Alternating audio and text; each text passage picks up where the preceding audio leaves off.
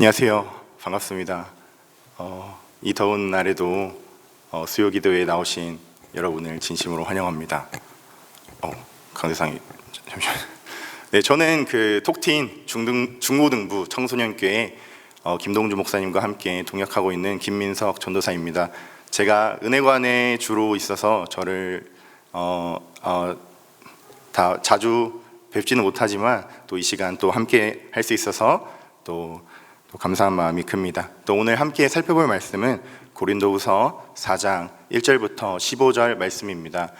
한 절씩 교독하며 봉독하시고 마지막 절은 함께 읽도록 하겠습니다. 먼저 읽겠습니다. 그러므로 우리는 하나님의 자비를 힘입어서 이 직분을 맡고 있으니 낙심하지 않습니다.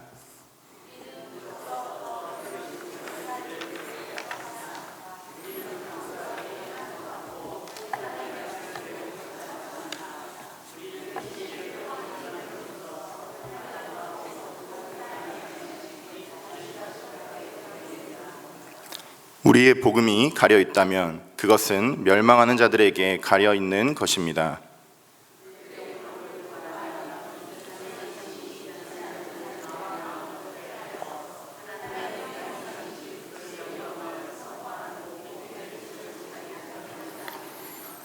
우리는 우리 자신을 전하는 것이 아니라 예수 그리스도를 주님으로 선포합니다. 우리는 예수로 말미암아 우리 자신을 여러분의 종으로 내세웁니다.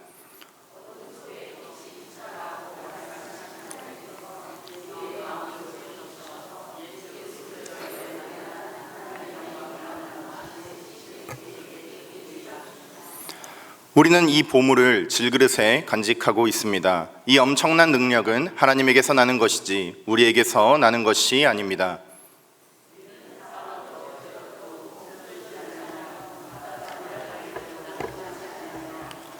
박해를 당해도 버림받지 않으며 거꾸러뜨림을 당해도 망하지 않습니다.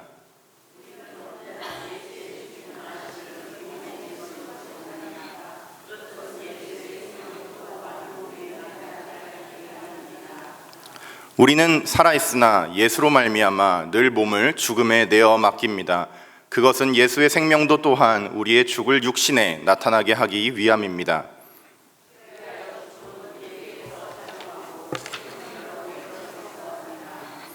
성경에 기록하기를 나는 믿었다. 그러므로 나는 말하였다 하였습니다. 우리는 그와 똑같은 믿음의 영을 가지고 있으므로 우리도 믿으며 그러므로 말합니다.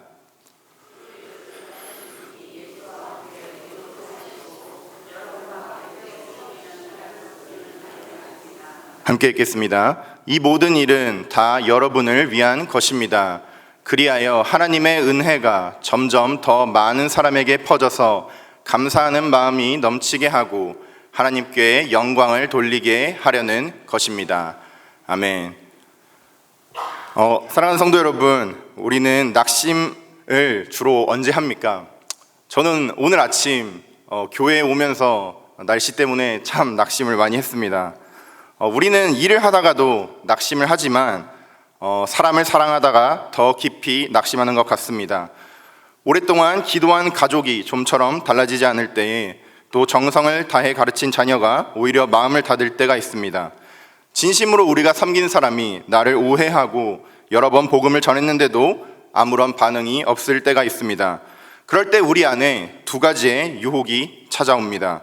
하나는 어떻게든 결과를 만들어내기 위해 방법을 바꾸는 것입니다. 상대의 마음을 얻으려고 진리를 흐리거나 감정을 조종하거나 사람의 관심을 끌기 위해 나 자신을 앞세웁니다. 또 하나는 아예 그 사람을 포기하는 것입니다. 아무리 해도 변하지 않으니 더 이상 사랑하지 않고 기도하지 않고 섬기지 않겠다고 마음을 닫아버립니다. 고린도 교회를 섬기던 바울에게도 낙심할 이유가 많았습니다.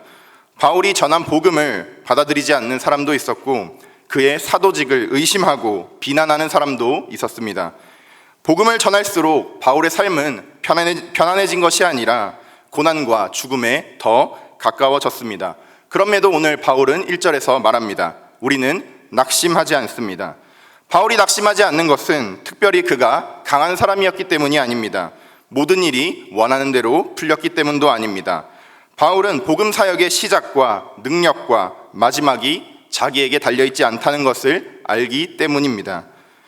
예수 그리스도께서 나의 주님이 되시기에 바울은 자신을 높이는 대신에 사람들의 종이 되었습니다. 하나님께서는 그 종의 약함과 죽어짐을 통하여 다른 사람에게 생명을 전하셨습니다. 그리고 바울은 마지막 날에 자신이 섬긴 성도들과 함께 하나님 앞에 서게 될 것을 믿었습니다. 이것이 오늘 본문이 가리키고 있는 하나의 흐름입니다. 그리스도가 나의 주님이 되시기에 우리는 종이 되고, 종은 다른 사람을 위하여 자신을 내어줍니다. 하나님께서는 그 죽어짐을 통하여 생명을 전하시고, 그리고 마지막 날 우리를 함께 하나님 앞에 세우십니다. 바울은 5절에서 자신의 사역을 이렇게 설명합니다. 우리는 우리 자신을 전파하는 것이 아니라 예수 그리스도를 주님으로 선포합니다. 우리는 예수를 위해서 일하는 여러분의 종입니다. 이 한 절에는 복음 사역의 중심이 모두 들어 있습니다. 전해야 할 분은 예수 그리스도이시고 예수님은 우리의 주님이 되십니다. 그리고 복음을 전하는 우리는 주인이 아니라 종입니다. 그러나 우리는 이 자리를 자주 바꾸려고 합니다. 예수님을 전하고 말하면서 실제로는 나를 드러내고 싶고, 사람들이 예수님보다 나를 인정해 주길 바라고, 말씀보다 나의 능력과 경험과 헌신을 높이 평가할 때가 있습니다. 내가 섬긴 사람이 변화되면 그것이 나의 성공으로 여겨지고, 변화되지 않으면 그것이 나의 실패로 생각됩니다. 그 순간 우리는 종의 자리에서 내려와 주인의 자리에 앉게 됩니다. 바울을 비난하던 사람들도 예수님의 이름을 말했을 것입니다. 그러나 그들의 사역은 결국 자신들의 능력과 권위를 드러내고 고린도 교인들을 자신에게 복종하는 방식으로 흘러갔습니다. 그러나 바울은 정반대의 길을 선택합니다. 우리는 우리 자신을 전파하지 않습니다. 바울이 전하는 것은 자신의 위대함이 아니라 사람들의 마음을 사로잡아 자신의 영향력을 넓히는 것도 아니었습니다. 바울이 전하는 복음의 중심에는 오직 예수 그리스도의 주 되심이 있었습니다. 예수님께서 주님이시라는 것은 단지 예수님을 높여서 부르는 호칭이 아니라 예수님이 주인이시면 당연히 내가 주인이 아니라는 뜻입니다. 나의 삶도, 내가 맡은 사역도, 내가 사랑하고 섬기는 사람도 궁극적으로는 나의 소유가 아닙니다. 따라서 이 가정 안에서 자녀도, 또 교회 안에서, 또 목장 안에서의 목원도 나의 소유가 아닌 내가 원하는 모습으로 만들어야 할 대상이 아니라 그 사람을 포기해야 되는 대상이 아닙니다. 그들의 주인은 예수 그리스도시기 때문에 우리는 그들의 마음을 억지로 움직이거나 지배하려 해서는 안 됩니다. 대신 예수님을 위하여 그 사람을 섬기는 종이 되어야 합니다. 이것이 바울이 복음을 왜곡하지 않은 가장 주된 이유입니다. 바울은 2절에서 사람들의 반응을 얻기 위해 간교하게 행하거나 하나님의 말씀을 왜곡하지 않았다고 말합니다. 그는 진리를 분명히 드러내고 복음이 모든 사람에게 받아들여지지 않는다고 해서 복음을 사람들이 좋아할 만한 내용으로 바꾸지 않았습니다. 바울은 복음이 가려져 있는 지금의 현실을 알고 있었습니다. 이 세상의 신이 믿지 않는 사람들의 생각을 어둡게 하여 그리스도의 영광을 선포하는 복음의 빛을 보지 못하게 한다고 말합니다. 그렇다면 복음이 보이지 않는 사람의 마음을 누가 열 수 있겠습니까? 바울이 6절에서 대답합니다. 어둠 속에 빛이 비쳐라 하고 말씀하신 하나님께서 우리의 마음을 비추셨습니다. 창조 이전에 어둠 가운데 빛을 만드신 분은 하나님이십니다. 빛이 전혀 없던 곳에서도 빛이 생겨라고 말씀하신 하나님께서 죄로 어두워진 사람의 마음에도 복음의 빛을 비추십니다. 바울이 그 자신이 그 증거였습니다. 바울이 원래 예수님을 믿지 않았을 뿐 아니라 예수님을 믿는 사람들을 박해하던 사람이었습니다. 누구의 설득으로도 돌이키기 어려워 보이던 그 사람이 하나님께서 그의 마음에 빛을 비추셨을 때에 바울은 예수 그리스도의 얼굴에 나타난 하나님의 영광을 보게 되었습니다. 따라서 사람의 마음을 여시는 분은 하나님이십니다. 이것은 우리에게 두 가지 사실을 가르쳐 줍니다. 먼저 사람의 반응이 더디다고 우리가 복음을 바꾸어서는 안 됩니다. 사람을 움직이기 위해서 말씀을 희석하거나 감정을 조종해서도 안 됩니다. 우리가 전해야 할 것은 우리 자신이 아니라 예수 그리스도이십니다. 또 우리는 그 사람을 포기해서도 안 됩니다. 지금은 복음이 보이지 않는다고 해서 영원히 보지 못할 것이라고 단정할 수도 없습니다. 어둠 속에 빛을 창조하신 하나님께서 그 사람의 마음에도 빛을 능히 비추실 수 있습니다. 아직도 믿지 않는 가족이 있다면, 또 오랫동안 기도했지만 달라지지 않는 자녀가 있다면, 또 마음을 다해 섬겼지만 여전히 복음에 관심을 보이지 않는 전도 대상자가 있다면, 그 사람을 변화시켜야 한다는 짐은 내려놓고 그 사람의 마음에 빛을 창조하실 예수 그리스도를, 예수님이 그 사람의 주님이시기 때문에 우리가 그 사람을 지배하는 것이 아니라 그 사람을 포기하지 않고 종의 자리에서 섬겨야 합니다. 그런데 종이 된다는 것은 단지 자신을 낮추어 말하는 것이 아니라 다른 사람을 위하여 자신의 시간과 힘과 마음을 내어놓습니다. 그래서 바울은 이제 자신을 질그릇이라고 소개합니다. 7절에서 바울은 말합니다. 우리는 이 보물을 질그릇에 간직하고 있습니다.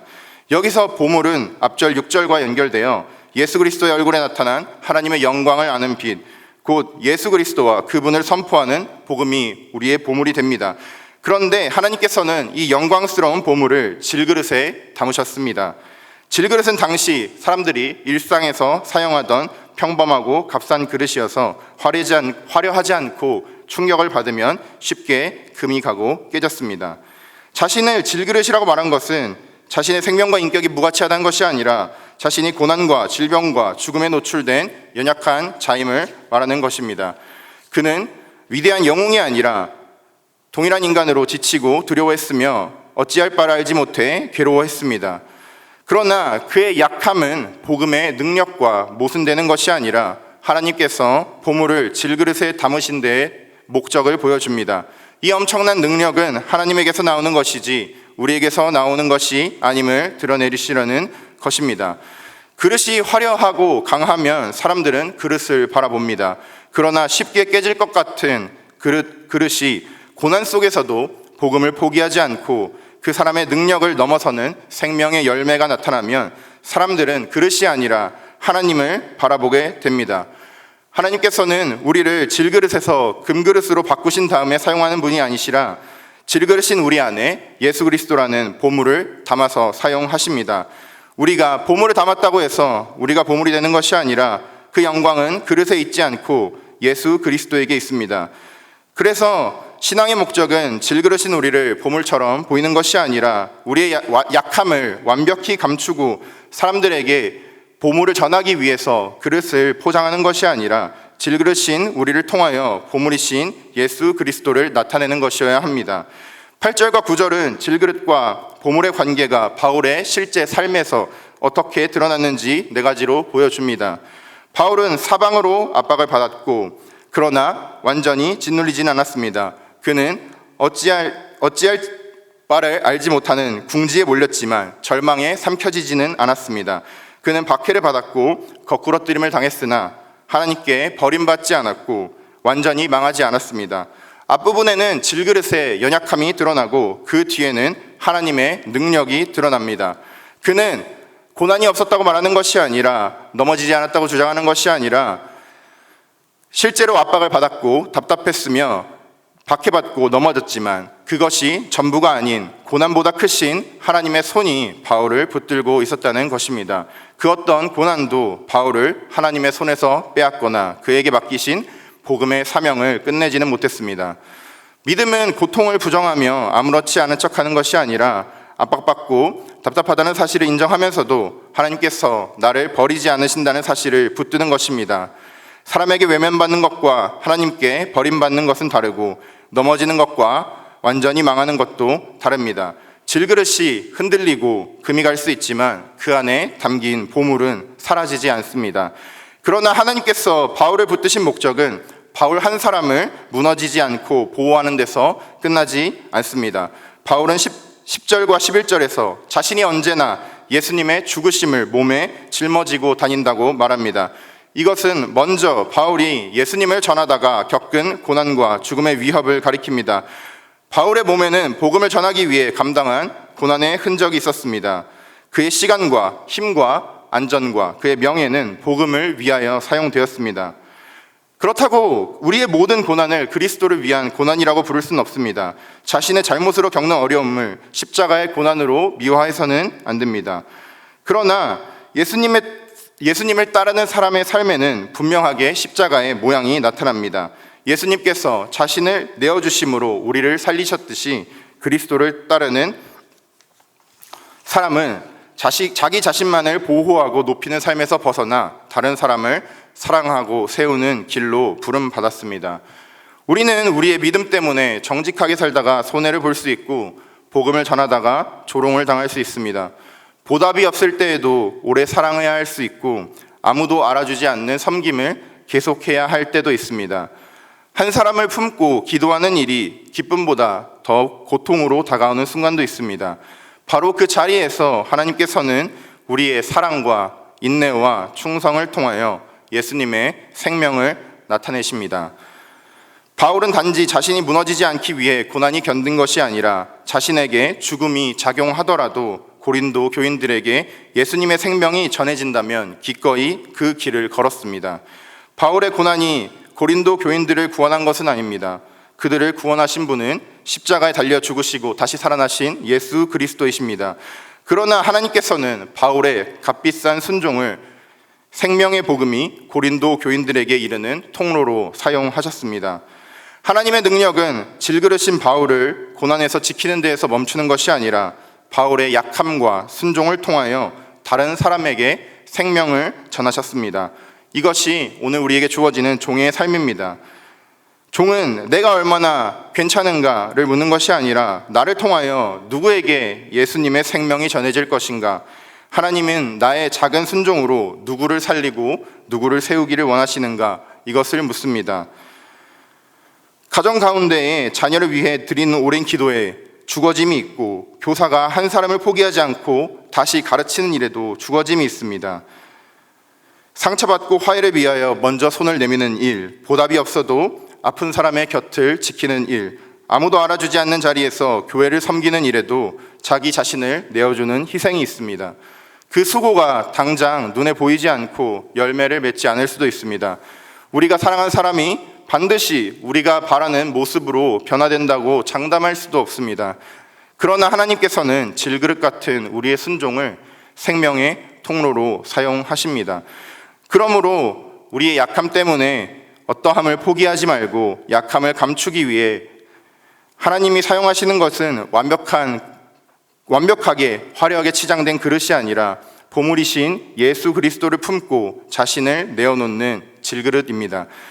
오늘 우리에게 주님께서 불러주시는, 또 우리에게 맡겨주신 한 사람을 사랑하기를 소망합니다. 오늘 할 수 있는 한 가지 순종을 시작하기를 소망합니다. 우리의 작은 순종을 생명의 통로로 만드시는 능력은 우리에게서 나오지 않고 하나님에서 나오기 때문입니다. 그런데 누가 이러한 삶을 끝까지 살아낼 수 있겠습니까? 자신에게는 죽음이 작용하고 다른 사람에게 생명이 전해지는 길은 결코 쉽지 않고 우리가 현재의 손해와 고난만 바라본다면 누구도 그 길을 오래 걸을 수 없을 것입니다. 바울이 계속 말하고 섬기게 한 것은 어떤 강한 의지가 아니라 죽은 사람을 다시 살리시는 하나님에 대한 믿음이었습니다. 13절에서 바울은 시편의 말씀을 인용합니다. 나는 믿었다, 그러므로 말하였다. 이 말씀을 고백한 시편 기자는 평안하고 안전한 상황에 있지 않았습니다. 그는 깊은 고통과 죽음의 위협 가운데에 있었습니다. 그러나 그 속에서도 하나님을 믿었기 때문에 절망에 굴복하지 않고 하나님의 구원을 말했습니다. 바울도 오늘 같은 믿음으로 고백하고 있습니다. 우리도 믿으며 그러므로 말합니다. 믿음은 바울을 침묵하게 하지 않고 그의 입을 열었습니다. 복음을 말하면 고난이 찾아올 수 있다는 사실을 알면서도 바울은 계속 말했습니다. 사람들이 자신의 말을 거절하고 자신을 비난할 수 있다는 것을 알면서도 예수 그리스도의 주 되심을 선포했습니다. 그가 특별히 담대한 사람이었기 때문이 아니라 죽으신 예수님께서 다시 살아나셨으며 그 생명이 죽음보다 강하다는 사실을 믿었기 때문입니다. 바울이 믿은 것은 자신이 죽지 않을 거라는 약속이 아닌 예수님께서 함께 우리를 살리시고 함께 세워주실 줄을 알기 때문이었습니다. 따라서 바울은 하나님께서 자신을 모든 고난에서 즉시 건져주실 것이라고 말하는 것이 아닙니다. 자신은 절대로 실패하거나 죽지 않을 거라고 말하지도 않습니다. 그는 죽더라도 하나님께서 다시 살리실 것을 믿었습니다. 예수님의 부활이 단지 과거에 일어난 놀라운 사건이 아니기 때문입니다. 그것은 바울 자신의 미래를 보증하는 사건이었습니다. 예수님을 죽은 사람들 가운데서 살리신 하나님께서 그리스도와 연합한 사람들도 다시 살리실 것이기 때문입니다. 우리에게 죽음이 마지막이라면 자신을 보호하는 것이 인생의 가장 중요한 목적이 될 것입니다. 나의 손해를 피하고 위험을 피하고 나의 이름과 나의 자리를 지키는 일이 무엇보다도 중요해집니다. 그러나 우리의 마지막이 부활임을 믿는 사람은 손해를 보더라도 진리를 지킬 수 있습니다. 보답이 없더라도 사랑할 수 있습니다. 세상이 거절해도 복음을 부끄러워하지 않을 수 있습니다. 우리의 부활신앙은 생명을 경시하거나 무모한 고난을 찾아가는 믿음이 아니라 우리의 생명과 마지막이 하나님의 손에 있음을 믿고 두려움이 우리의 순종을 지배하지 못하게 하는 믿음입니다. 그런데 바울의 고백에는 특별한 표현이 하나 있습니다. 바울은 하나님께서 자신을 다시 살리실 것이라고만 말하는 것이 아니라 여러분과 함께 세워주실 줄을 압니다 하고 말합니다. 바울의 소망은 혼자 부활하여서 영광을 누리는 것이 아니라 자신이 복음으로 섬긴 고린도 교인들과 함께 부활하여 하나님 앞에 서는 것이었습니다. 바울이 바라본 사역의 마지막은 자신의 이름이 남는 것이 아니라 위대한 사도로 인정받는 것이 아니라 자신이 세운 교회의 규모를 자랑하는 일도 아니었습니다. 그가 복음으로 섬긴 사람들이 예수님의 생명을 얻어 자신과 함께 하나님 앞에 서는 것이 바울의 소망이었습니다. 이것이 오늘 우리의 가정과 교회 가운데의 소망이 되기를 소망합니다. 부모님의 가장 깊은 소망은 자녀가 세상에서 성공하는 데서 끝나는 것이 아니라 예수님을 믿고 마지막 날 함께 하나님 앞에 서는 것이 가장 큰 소망이 되어야 할 것입니다. 또 이것이 우리 교회의 소망이 되어야 합니다. 교회가 사람을 섬기는 목적이 교회의 이름을 높이고 사람을 많이 모으는 것이 아니라 한 사람이라도 더 복음을 믿고 마지막 날 함께 주님 앞에 서게 하는 것에 있습니다. 물론 이 말씀이 우리가 사랑하고 섬긴 모든 사람이 반드시 구원받는다고 보장하는 약속은 아니지만 14절에 여러분이 이미 복음을 믿은 고린도 성도들을 가리키는 것처럼 우리가 어떤 사람의 구원을 만들어낼 수는 없습니다. 그 사람의 믿음을 대신할 수도 없습니다. 그러나 역설적이게도 그렇기 때문에 오히려 우리는 아직 믿지 않는 사람을 쉽게 단정하거나 포기하지 않아야 합니다. 어둠 속에 빛을 비추시는 하나님께서 그 사람의 마음에도 빛을 비추시기를 기도하며 그도 복음을 믿어 마지막 날 우리와 함께 하나님 앞에 서기를 바라며 오늘 다시 사랑하고 다시 섬기고 말해야 할 때에 다시 복음을 말합니다. 15절에서 바울은 이 모든 내용을 한 문장으로 모읍니다. 이 모든 일은 다 여러분을 위한 것입니다. 바울이 복음을 전한 것도 고린도 교인들을 위한 일이었습니다. 비난과 고난을 견딘 것도 복음을 위한 일이었습니다. 자신에게 죽음이 작용하도록 내어준 것도 그들에게 예수님의 생명이 전해지도록 하기 위한 일이었습니다. 그러나 그들에게 복음을 제시하고 구원하는 것이 고린도 교인들 자체가 최종 목적은 아니었을 것입니다. 바울은 은혜가 더 많은 사람에게 퍼지고 은혜를 받은 사람들의 감사가 넘쳐서 하나님께 영광이 돌아가기를 원했습니다. 복음은 하나님에게서 은혜로 시작됩니다. 그 은혜가 사람에게 이르러 생명을 줍니다. 은혜를 받은 사람에게서 감사가 흘러나옵니다. 그리고 그 감사가 다시 하나님께 영광으로 돌아갑니다. 하나님에게서 시작된 은혜가 사람을 살리고 사람에게서 흘러나온 감사가 하나님을 영화롭게 하는 것입니다. 그러므로 한 영혼을 사랑하는 일과 하나님께 영광을 돌리는 일은 서로 다른 것이 아닙니다. 한 사람이 하나님의 은혜를 깨닫고 하나님께 감사하게 되었다면 비록 우리의 이름이 드러나지 않는 자리에서도 하나님께서는 영광을 받으십니다. 눈에 보이는 성과가 작더라도 그 사람이 예수님의 생명을 얻었다면 우리의 수고는 헛되지 않습니다. 바울의 시선은 이렇게 움직입니다. 자신의 안전이 아니라 그들의 생명을 바라봅니다. 현재의 고난을 넘어 함께 서게 될 부활을 바라봅니다. 자신의 영광이 아니라 은혜와 감사로 높임 받으실 하나님을 바라봅니다. 그 이유로 낙심하지 않습니다. 사랑하는 성도 여러분, 오늘 본문은 세 개의 서로 다른 교훈을 말하는 것이 아니라 하나의 복음이 우리를 어디로 이끌고 있는지를 보여줍니다. 예수 그리스도가 주님이시고, 그러므로 우리는 자신을 전하지 않고 사람들의 종이 됩니다. 종은 다른 사람에게 생명이 전해지도록 자신을 내어줍니다. 하나님께서는 질그릇 같은 우리의 약함과 순종을 생명의 통로로 사용하십니다. 그리고 마지막 날 다시 우리를 살리셔서 복음을 믿는 성도들과 함께 하나님 앞에 세우실 것입니다. 그때 더 많은 사람에게 전해진 은혜가 넘치는 감사가 되고, 그 모든 감사를 통하여 하나님께 영광이 돌아갈 것입니다. 그러므로 우리는 강하기 때문에 낙심하지 않는 것이 아니라 복음의 시작과 능력과 마지막이 모두 하나님께 있기 때문에 낙심하지 않습니다. 지금 하나님께서 우리에게 맡기신 사람은 누구입니까? 오랫동안 기도했지만 변하지 않아 포기하고 싶은 가족입니까? 아무리 사랑해도 마음을 열지 않는 자녀입니까? 아니면 계속 섬겼지만 오히려 여러분을 오해하고 상처를 준 사람입니까? 여러 번 복음을 전했지만 여전히 믿지 않는 전도 대상자입니까? 그 사람을 변화시켜야 한다는 짐을 내려놓고 우리가 주가 아니며 구원자도 아니기 때문에, 그러나 그 사람을 사랑하고 섬길 책임까지는 내려놓지는 마십시오. 결과가 더디다고 복음을 바꾸지 말고, 사람들의 반응을 얻기 위해 우리 자신을 드러내지 말고, 우리의 약함이 드러난다고 사명을 포기하지 말고, 인정받지 못한다고 사랑을 멈추지 맙시다.